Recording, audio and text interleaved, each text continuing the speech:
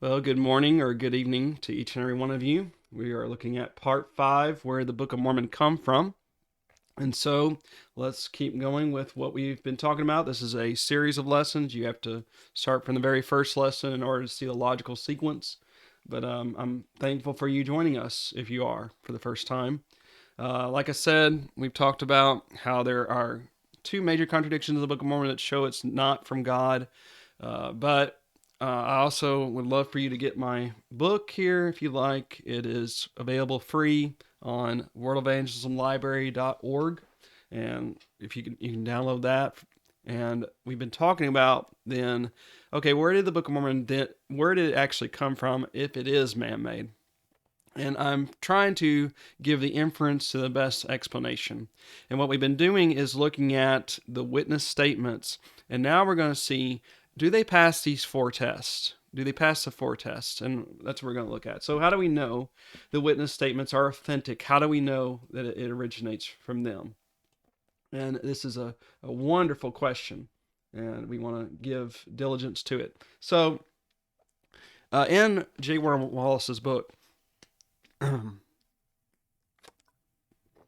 Cold Case Christianity, he talks about what's called the chain of custody. So let's say that there's a crime scene, there's a dead body, and let's just say that it does turn out to be a homicide, a murder.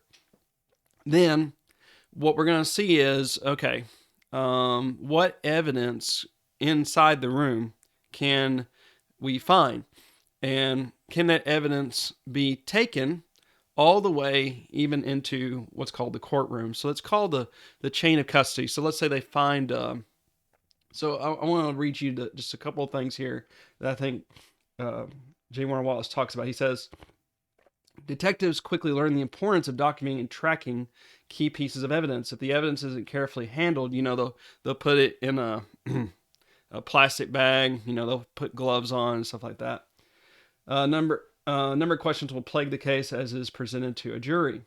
Was a particular piece of evidence truly discovered at the scene? How do we know it was actually there? How do we know an officer didn't plant it there? These kinds of questions can be avoided if we respect and establish the chain of custody. Every crime scene contains important pieces of evidence, and these items of evidence must eventually be delivered to a jury for consideration when the case is brought to trial. Each step in this process is a link in the chain that connects the crime scene to the courtroom. If I can demonstrate the links are all connected and well documented, the jurors will come to trust the fact that the button I am showing them in court is the same button we discovered at the crime scene. In an ideal investigation, the officer at the scene, after discovering the button, would document the discovery in his notes and ask a CSI officer to photograph the item. So he's using an example of finding a button inside the crime scene. The CSI officer would then collect the button, book it into evidence, carefully packaging it, documenting his or her efforts in a report. The property room would then accept the button into evidence, citing the date and time in which it was booked in, along with the name of the officer who booked it. Each and every time the button was then removed from property to be examined by an expert, those handling it would document the movement of the button. Reports would be written and property logs would be maintained to track the button's movement from the point where it was first booked into property until it is finally checked out for trial. If this is done properly, the defense will not be able to claim that the button was planted. So we want to do the same thing with regards to the witness statements that were written down by D.P. Holbert. So we looked at 8 witness statements. We saw that. We know that he interviewed them. He wrote them down in August of 1833, in September of 1833. And then we know that D.P. Holbert eventually gave these statements over to E.D. Howe to be printed in his book, Mormonism Unveiled, which will be printed in November of 1834. Now, what's really interesting is when you read E.D. Howe's book, you'll find that most of the first part of the book is articles that E.D. Howe had already written about the Mormon Church and the Book of Mormon. But the latter part is the part that D.B. Holbert gave to him that he included. So that's, I think, very important to recognize. So E.D. Howe was interviewed by A.B. Deming in 1885. So this is around 50 years afterwards, and this is what Howe said to him. I began to live on the 9th day of June, 1798, in Clifton Park, near where Burgoyne surrendered in Saratoga County, New York. I was the fifth of 6 children. At 6, I found myself in Ovid, New York. In May 1814, I enlisted in Colonel Swift's regiment headquarters at Batavia. July 4th, we started for Buffalo. My father, who was a physician, was detailed for hospital duty and had charge of 50 wounded British prisoners, many of whom were injured when the magazine at Fort Erie exploded. I assisted father in the hospital. By fact of Congress passed February 14, 1871, I received a pension of $8 per month. I had read the life of Ben Franklin, decided to become a printer, and apprenticed myself to the Gazette office in Buffalo. I later worked in several towns, including the Fredonia, New York, and Erie, Pennsylvania. Mr. Willis of the Erie Gazette and myself established the Herald in Cleveland, Ohio, October 19th, 1819. I put my knowledge of the business against his press and printing materials, which was valued at $250. We commenced without a single subscriber, and advance payment was unknown. We soon had 300 subscribers. I delivered my papers on horseback from Cleveland to Painesville, 30-mile distant. Cleveland contained about 400 population then, and at the end of 2 years, I sold my interest in the Herald to my partner and started the Painesville Telegraph, July 16, 1822, with 5 advertisements and about 150 subscribers. I continued its publication until early in January of 1835, when I sold it to my brother for $600, and have since been engaged in partnership with my son-in-law, Mr. Rogers, in woolen manufactures and merchandising. In the fall of 1830, Oliver Cowdery, David Whitmer, Ziba Peterson, and Parley Pratt introduced Mormonism in Kirtland, 9 miles southwest of Painesville. Sidney Rigdon, who had been a Baptist and disciple preacher, soon joined them. In February 1831, I saw Prophet Joe Smith when he first came to Painesville, with 2 horses and sled. He inquired for Edward Partridge. I then thought Joe tried to look sanctimonious. By Mormon immigration, Kirtland soon became an important village. They built a large stone temple and prospered for a time. Rigdon, who was very boastful, said in a sermon that the Mormons governed Kirtland and would soon the county and elect the member of Congress. Many of our citizens feared his prediction would prove true. In 1833 and 1834, Grandison Newell, Horace Clapp, Nathan Corning of Mentor, and many leading citizens of Kirtland and Geauga County employed, that's that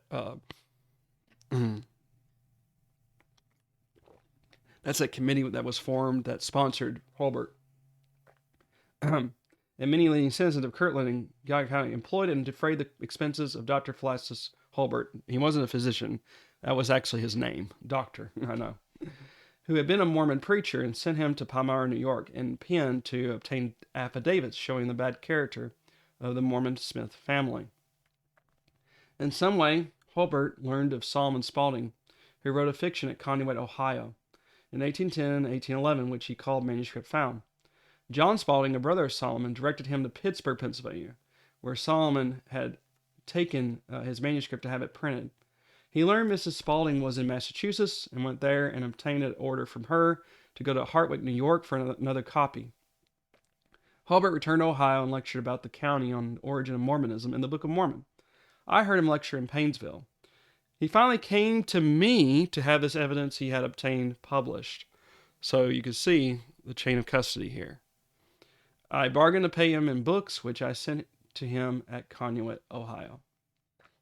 And this is very important what he says next. Before publishing my book, I went to Conneaut and saw most of the witnesses who had seen Spaulding's manuscript found, and had testified to its identity with the Book of Mormon as published in my book, and was satisfied that they were men of intelligence and respectability, and were not mistaken in their statements. And this is the sad part, I published only a small part of the statements Holbert let me have. Among them was a manuscript written by Solomon Spaulding, which he called Conneaut Story. Actually, it's manuscript story. It was written on or about 2 quires of paper, and was a romance of Indian wars along the shore of Lake Erie between various tribes, one of which he called Erie, another Chicago. It is now in the possession of a former editor of the Telegraph, L.L. Rice of Honolulu. I was not acquainted with Holbert until he came to me to have his evidence published. Now, that's very important, because it shows you that they weren't conspiring together. He was good sized, fine looking, and full of gab, but illiterate and had lectured on many subjects. About 5 years ago, he wrote me for manuscript found. I thought he was very forgetful or demented.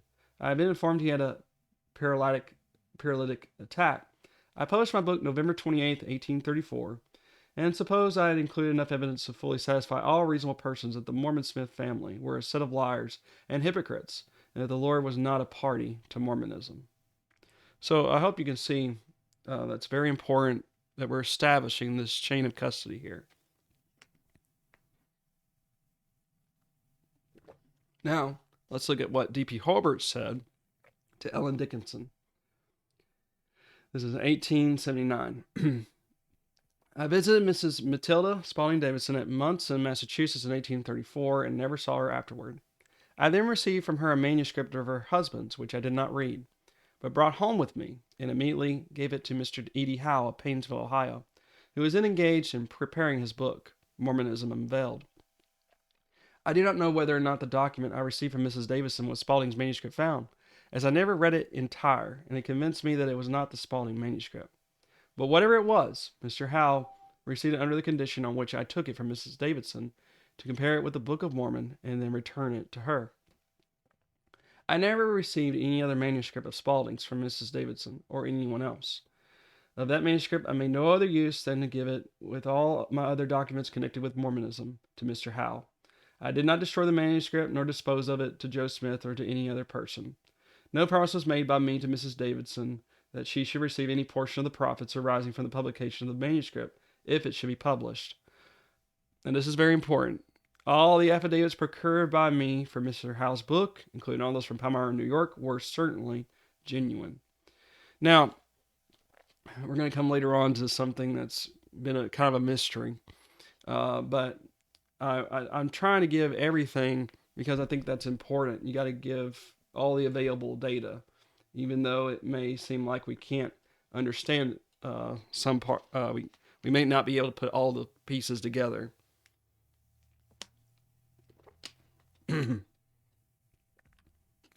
All right, and then a third piece of evidence is not just E.D. Howe, not just Holbert, but Aaron Wright's December 1833 letter. Remember that Holbert had got his statement in August of 1833. We know that Holbert, as I'll show, went to Massachusetts, went to New York, got some more statements about the Smith family, and he acquired that first manuscript. Then he returned back, showed that first manuscript to Aaron Wright. And we're going to see Aaron Wright said, no, that's not the manuscript that is connected to the Book of Mormon. So let's. This is interesting because this piece shows Holbert was going around interviewing and writing the affidavits of the witnesses. And this piece helps us understand many matters. So we're going to mention it again several times to fit in to the right relevant area, as you'll see. Now, I want to read what Dale Broadhurst said. It's interesting what he wrote. He says, in 1914, Mrs. Hiram Lake of Conneaut, Ashtabula County, Ohio, donated some old family papers to the New York Public Library. Since two of these handwritten documents mention Solomon Spalding, the library's manuscript division cataloged that portion of the donation with its Solomon Spalding miscellaneous papers. The two documents from the Lake family are the original of an 1811 business agreement signed by Solomon Spalding and Henry Lake, which I'll show you later, which is the father-in-law, Mrs. Hiram Lake, and an unsigned 1833 draft letter dictated by the Honorable Aaron Wright. Aaron Wright's daughter married the brother-in-law of Mrs. Hiram Lake, and it's supposed that the latter document came into the possession of the Lake family following Mr. Wright's death. The Aaron Wright draft letter is a most interesting document. It is dated Conneaut, Ohio, December 31st, 1833, and it appears to have been addressed to a prominent member of the anti-Mormon committee then active in Geauga County, where the Mormon headquarters of Kirtland was located. The identified sir was possibly Josiah Jones, Grandison Newell, or Warren Corning, all of whom were apparently major sponsors of D.P. Holbert in his 1833 anti-Mormon investigations. Aaron Wright made out a statement for D.P. Hobart in August of 1833, which generally resembles the content of the December 31st, 1833 document. In fact, the latter paper makes specific mention of the August 1833 statement. The problem of the handwriting. Significant internal and external evidence identifies the author of this letter as the Honorable Aaron Wright of New Salem or Conneaut. The handwriting on the letter, however, does not match up with known samples of Wright's penmanship. Indeed, it bears a very strong resemblance to writing presumed to have come from D.P. Hobart.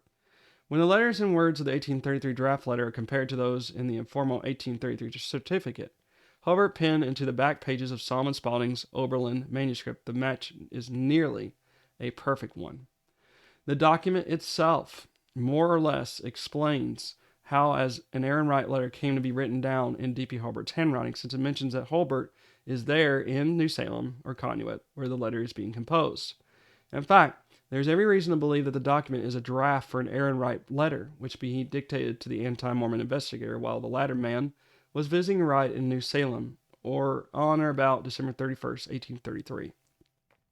At that time, Mr. Wright was a partner with Zaphnath Lake, the son of Henry Lake, in managing a retail store in the village of New Salem, and Hobart's unannounced visit may have caught him late on the last evening of the year, while he was closing out his year's accounts and taking inventory.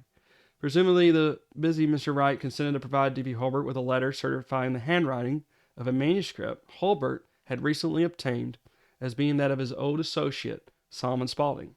However, Hobart had to act as scribe for one reason or another.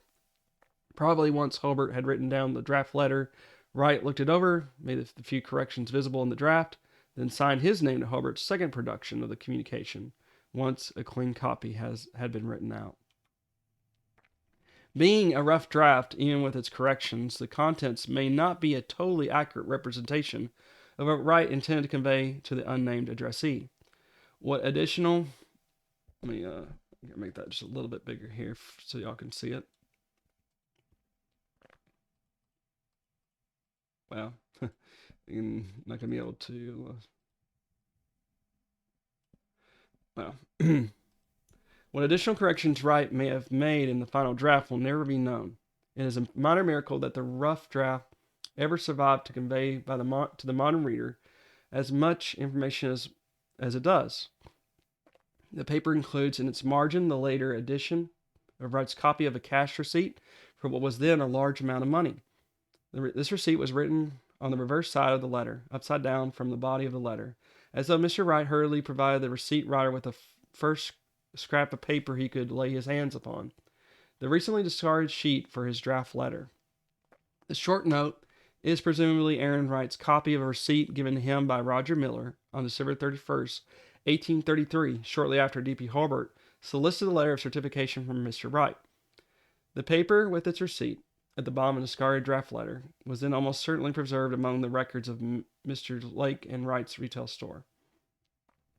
After October 1st, 1834, the paper was worthless. It should have been returned to Mr. Miller when he fulfilled his part of the agreement, but it may have been lost track of it until it came into possession of either Aaron's daughter, Harriet Wright Lake, or her husband, Zaphnath.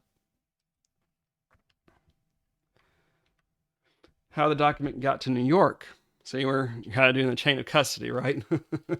Again.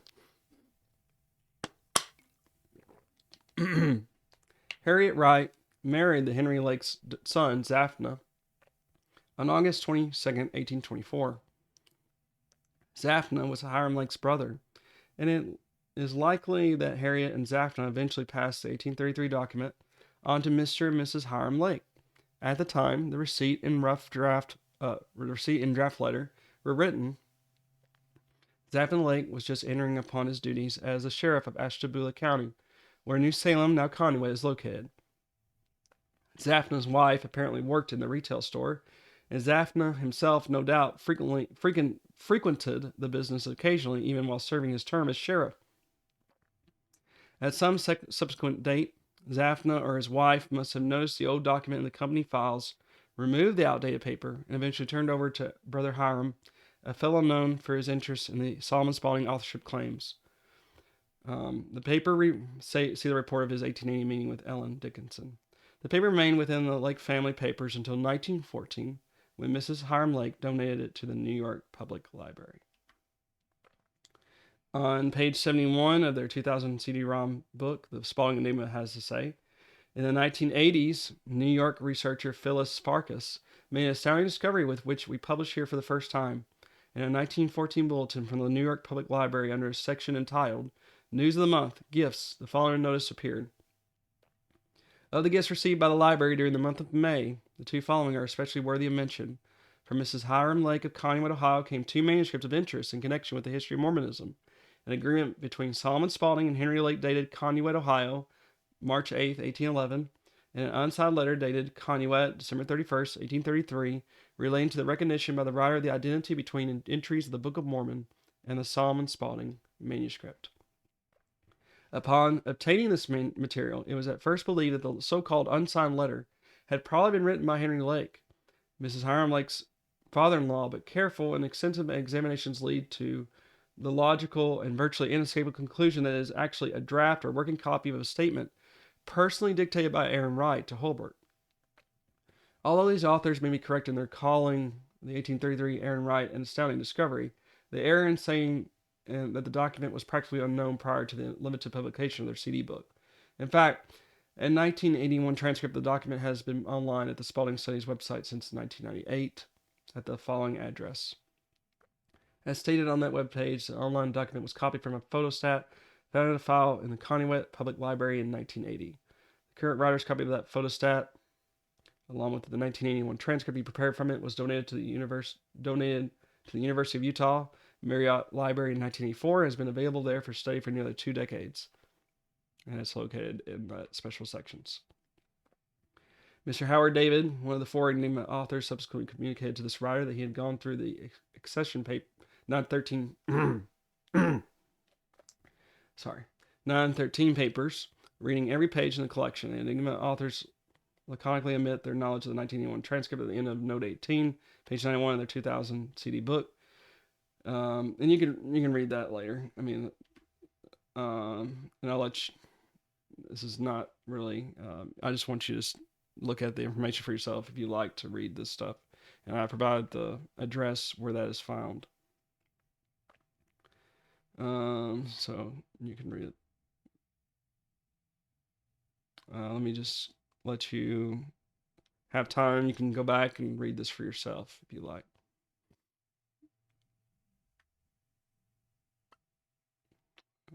All right. Okay. So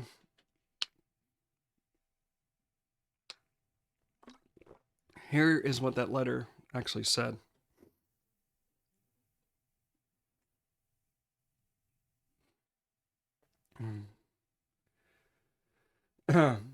Dear sir,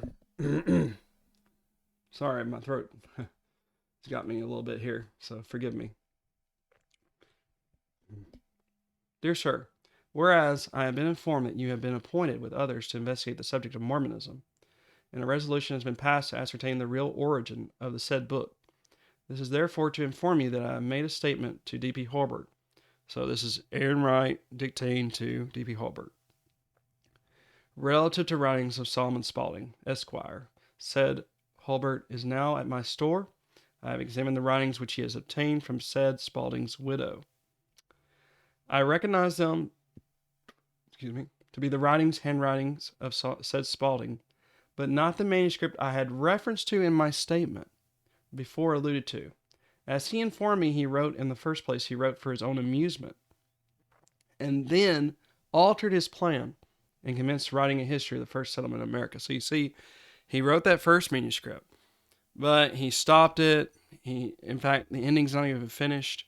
And then he went back to write a second book. We make more historical, so to speak.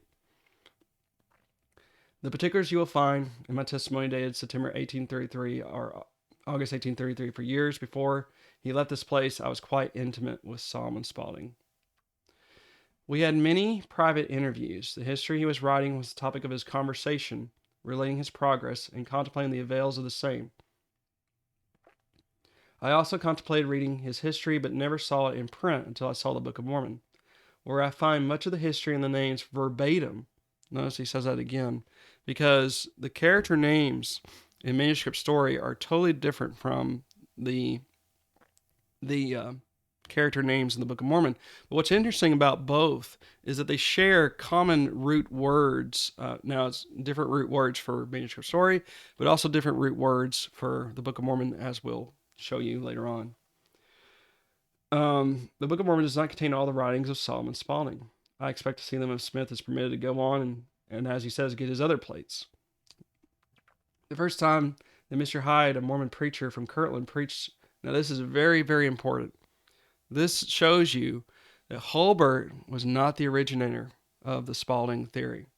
The first time Mr. Hyde, a Mormon preacher from Kirtland, preached in the central schoolhouse in this place, the Honorable Nehemiah King attended as soon as Hyde had got through. King left the house and said that Hyde had preached from the writings of Solomon Spaulding. In conclusion, I will observe that the names and most of the historical part of the Book of Mormon is as familiar to me as most modern history. If it is not Spaulding's writings copied, it is the same as he wrote. And if Smith was inspired, I think it was by the same spirit that Spaulding possessed, which he confessed to be the love of money. So that was written down, a draft letter, December 31st, 1833. So I think that's very important to see there. That's our third piece of evidence.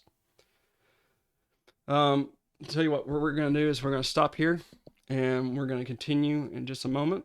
So stay tuned. I'll be back in just a couple of minutes. Thank you for watching. Really appreciate it.